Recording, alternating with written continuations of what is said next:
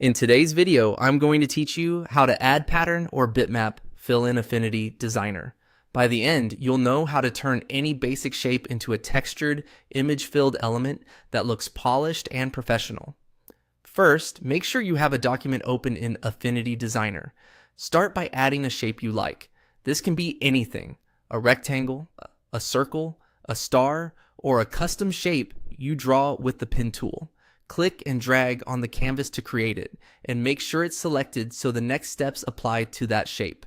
If you already have artwork on your canvas, you can use that too. Just select the specific object you want to fill. Next, click the Fill tool. You'll find it in the toolbar on the left, and it looks like the gradient icon. With your shape selected, activate the Fill tool so you can control how the fill behaves. This tool gives you access to different fill types, and it lets you adjust the direction, scale, and rotation right on the canvas. Now, look up to the context toolbar at the top and find the type option. Change it to Bitmap.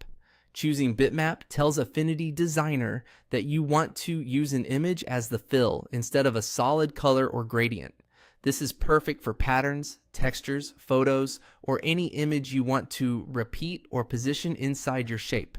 Then, select the image you like from your computer.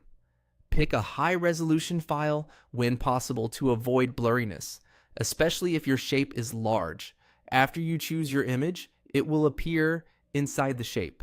You'll see on-canvas controls, a line with handles that let you scale, rotate, and position the bitmap. Drag the end handle to change the size of the pattern.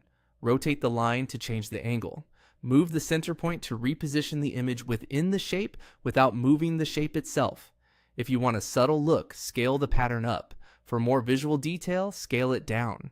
For the cleanest, repeating look, choose a seamless pattern image so the tiles blend without visible edges. If the image looks stretched or off-center, simply adjust the handles until it sits just right. You can also zoom in to fine-tune edges and confirm the pattern aligns the way you want. Remember to keep an eye on file size and image licensing when using external assets. And that's it. Create a shape, use the Fill tool, set the type to Bitmap, and pick your image. Quick, precise, and flexible. Save your document, and you're ready to incorporate pattern-filled shapes into logos, illustrations, and UI elements with ease.